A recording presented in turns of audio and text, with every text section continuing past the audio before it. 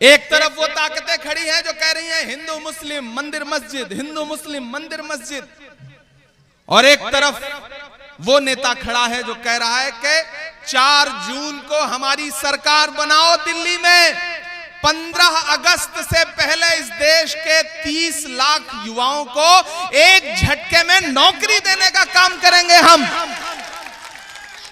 कौन कह रहा है? ये राहुल गांधी कह रहे हैं। एक तरफ क्या कहा जा रहा है? नफरत की बातें, एक तरफ मोहब्बत का पैगाम, एक तरफ मोदी जी भाषणों में अडानी का टेम्पो ढूंढ रहे हैं, अंबानी का ऑटो रिक्शा ढूंढ रहे हैं, और एक तरफ राहुल गांधी क्या कह रहे हैं कि हमारी सरकार बनते ही इस देश की हर गरीब परिवार की महिला के खाते में महालक्ष्मी योजना के तहत साल में 1 लाख रुपया अकाउंट में खटाखट दिया जाएगा। आप सोचो कि ये इलेक्शन कितना जरूरी इलेक्शन है। आपने तो सिर्फ इन 2 योजनाओं के बारे में सुना है। मेरी खुशनसीबी है कि मैं कांग्रेस पार्टी का सांसद हूं और मैनिफेस्टो कमेटी का सबसे कम उम्र का सदस्य भी हूं। जो मैनिफेस्टो बना है मैं उस कमेटी का सदस्य हूं, मैंने वहां आपकी नुमाइंदगी की है, आपकी आवाज बन के बोला हूं। इस देश के युवाओं की, इस देश के अल्पसंख्यकों की, इस देश की महिलाओं की आवाज बन के मैंने उसमें पॉइंट रखवाए हैं। वो मैनिफेस्टो और जानते हैं क्या कह रहा है? वो मैनिफेस्टो कह रहा है कि हमारी सरकार बनते ही इस देश के वो युवा जो कोई भी सरकारी नौकरी का फॉर्म भरना चाहते हैं, किसी भी प्रतियोगी परीक्षा का फॉर्म भरना चाहते हैं, उनका फॉर्म हमेशा के लिए फ्री कर दिया जाएगा। फ्री ऑफ कॉस्ट आप फॉर्म भर सकते हैं। वो मैनिफेस्टो कह रहा है कि जितना भी एजुकेशन लोन लिया होगा युवाओं ने, छात्रों ने, और अपनी मुश्किलों की वजह से वो लोन न भर पा रहे होंगे, तो सरकार बनते ही 15 मार्च 2024 तक के सारे लोन, ब्याज सहित एजुकेशन लोन माफ कर दिए जाएंगे। पार्टी ये नहीं कह रही है कि ये सुविधा हिंदू, मुसलमान, सिख, ईसाई देख के दी जाएगी। पार्टी कह रही है कि इस देश के युवाओं को ये सुविधा दी जाएगी। यहां माएं बहनें मेरी आवाज सुन रही होंगी। उस मैनिफेस्टो में कहा जा रहा है कि जैसे ही सरकार बनेगी आंगनबाड़ी के 14 लाख नए पद सृजित किए जाएंगे। कितनी शानदार योजनाएं लेकर के आए हैं राहुल गांधी, कितनी शानदार योजनाएं लेकर के आए हैं कांग्रेस पार्टी के लोग। ऐसे में रायबरेली वालों, मैं आपके सामने, मैं आपका अपना हूं, आपका भाई हूं, आपका बेटा हूं। आपकी दुआओं ने मुझे इमरान प्रतापगढ़ी बनाया है। मैं इसी मिट्टी में पला हूं, इन्हीं रास्तों से निकला हूं, इन्हीं गलियों से निकल के दुनिया का सफर तय कर रहा हूं। देश की सबसे बड़ी पंचायत में, राज्यसभा में खड़ा होकर के बोलता हूं। वो सिर्फ इसलिए क्योंकि एक ऐसा समय जब सियासत आपकी परछाई से दामन बचा रही हो।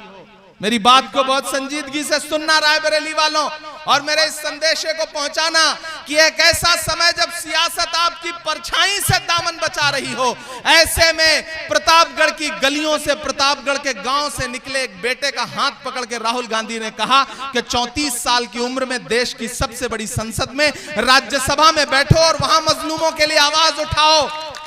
यह एहसान है राहुल गांधी जी का, कांग्रेस पार्टी का, सोनिया जी का, प्रियंका जी का। मैं इसलिए इस बुनियाद पर यहां खड़ा होकर के आपसे कहना चाहता हूं मेरे भाई, ये लड़ाई बहुत जरूरी लड़ाई है, और इस लड़ाई में आपको अपनी भूमिका और अपनी जिम्मेदारी तय करनी पड़ेगी। ये जो कांग्रेस को मिटाने का ख्वाब देखा करते थे, प्रधानमंत्री जी भाषणों में कहते थे कि कांग्रेस मुक्त भारत। एक दिन पार्लियामेंट में खड़े होकर बोल रहे थे प्रधानमंत्री जी, बताओ कांग्रेसियों तुमने 70 साल में क्या किया है। इस तरफ खड़गे जी बैठे थे, पलट के मेरी तरफ बोले, इमरान मत बताना, जो बताओगे ये उसको भी बेच देंगे, इनका काम सिर्फ बेचने का है। प्रधानमंत्री जी, गृह मंत्री जी, मुख्यमंत्री जी ये कहते हैं कि कांग्रेस ने 70 साल में किया क्या, दिया क्या। अरे मैं तो खड़ा होकर के यहां कह रहा हूं कि भाजपा के नेताओं, आप हमसे हमारे 70 साल का हिसाब मांगते हो। मैं तो बस आपसे इतना कहूंगा कि जो सरकार अपना चलाया हुआ 2000 का नोट 7 साल नहीं चला सकी, वो हमसे 70 साल का हिसाब मांगती है। अरे जो सरकार अपना चलाया हुआ नोट नहीं चला पाई, वो देश क्या चलाएगी? ये बदलाव का वक्त है, ये बदलाव का वक्त है। मैं चाहता हूं कि 4 जून को जब रिजल्ट आए तो मन्नी भाई ने यह बात कही थी कि 4 जून को राहुल गांधी यहां से कम 4 लाख वोट से जीतेंगे। मैं रायबरेली वालों आपसे वादा करता हूं कि आप राहुल गांधी जी को इससे भी ज्यादा वोटों से जिताइए। मैं तो यह चाहता हूं कि बनारस में मोदी जी चुनाव लड़ रहे हैं, वहां उनका चुनाव फंसा हुआ है, और यहां रायबरेली में चप्पे चप्पे से यह सदाएं जानी चाहिए कि राहुल गांधी के आगे कोई लड़ाई में है ही नहीं। ये यहां की आवाम को बताना पड़ेगा, ये यहां की आवाम को तय करना पड़ेगा। और इस बात को प्रधानमंत्री जी समझ गए। आज प्रतापगढ़ आए थे, आज भी कोस के गए कांग्रेस को। आज तो उन्होंने कहा कि अगर इंडी गठबंधन, इंडिया नहीं बोलते, इंडी गठबंधन बोलते हैं, कि अगर उनकी सरकार बन गई तो फिर इनके 5 प्रधानमंत्री होंगे। इसका मतलब प्रधानमंत्री जी आप मान गए हो कि हमारी सरकार बनने जा रही है। ये तो हम बाद में तय कर लेंगे कि कौन प्रधानमंत्री होगा। पूरा देश जानता है कौन प्रधानमंत्री होगा, हम सब जानते हैं कौन प्रधानमंत्री होगा। ये रायबरेली है। जिस दिन राहुल जी ने रायबरेली से चुनाव लड़ने का फैसला किया था, उसी दिन देश जान गया था कि कौन प्रधानमंत्री होगा। यह बताने की जरूरत क्या है? क्योंकि ये रायबरेली की सरजमीन ऐसी सरजमीन है कि ये चुनती ही ऐसे लोगों को है कि जिनके नसीब में कुछ और ही होता है। इस मुल्क के लिए अच्छा काम करने का जिनकी तकदीर में होता है, उन्हें रायबरेली चुनती है। मैं तो यहां खड़ा होकर के रायबरेली की सरजमीन पर आप लोगों से यह कहना चाहता हूं मेरे भाई, कि जो कहते थे कांग्रेस मुक्त भारत, वो देखें हिंदुस्तान की सड़कों पर कांग्रेस का जनसैलाब। हम तो प्रधानमंत्री जी से कहना चाहते हैं कि हम आतिशे सोजा में भी हक बात कहेंगे। रायबरेली वालों, मुझे आपका वो जोश, वो जज्बा दिखाई पड़ना चाहिए। हम आतिशे सोजा में भी हक बात कहेंगे, कुंदन की तरह दहर में ताबिंदा रहेंगे। तारीख बताती है कि हर दौरे सितम में हम जिंदा थे, हम जिंदा हैं, हम जिंदा रहेंगे।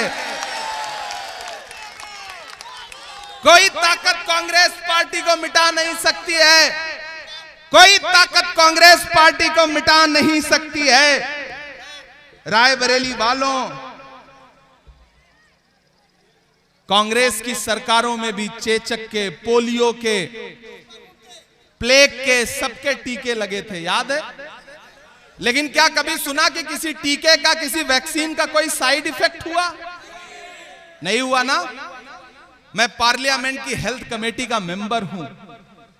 मैंने पार्लियामेंट में यह मुद्दा उठाया था। आज से 1 साल पहले मैंने पार्लियामेंट की हेल्थ की स्टैंडिंग कमेटी में यह मुद्दा उठाया कि ये जो 20-20 साल के नौजवान, 30-30 साल के नौजवान क्रिकेट खेलते हुए, जिम करते हुए, चलते हुए सड़कों पर तड़प तड़प के हार्ट अटैक से दम तोड़ दे रहे हैं, इसके लिए एक जांच कमेटी बननी चाहिए। लेकिन अफसोस, वो सरकार जिसने वैक्सीन बनाने वाली कंपनी से भी चंदा लिया हो, उसका नारा तो बस यही रहेगा ना कि चंदा दो धंधा लो, चंदा दो धंधा दो। उसे इससे कोई मतलब नहीं है कि इस देश के युवा कैसे तड़प के दम तोड़ दे रहे हैं। कौन सी वैक्सीन का अंश है जो हमारी रगों में दौड़ रहा है? काश सरकार इसके लिए जांच कराती। लेकिन इस सरकार ने पिछले 10 साल में आपसे झूठे जुमलों के अलावा कुछ नहीं बोला। बहुत हुई महंगाई की मार, अब की बार मोदी सरकार, ये नारा याद है? इस नारे की सच्चाई कहां आके ठहरी? वो पेट्रोल डीजल जो 58 रुपए था वो 100 रुपए पहुंच गया। गैस सिलेंडर 400 का 1000 पहुंच गया। आटा, चावल, दूध, दही, पनीर, छाछ, लस्सी, क्या नहीं महंगा कर दिया। अरे भाजपा की सरकारें तो वो सरकारें हैं जो अपनी पसंद की फिल्में टैक्स फ्री करती हैं और कफन पर जीएसटी लगाती हैं।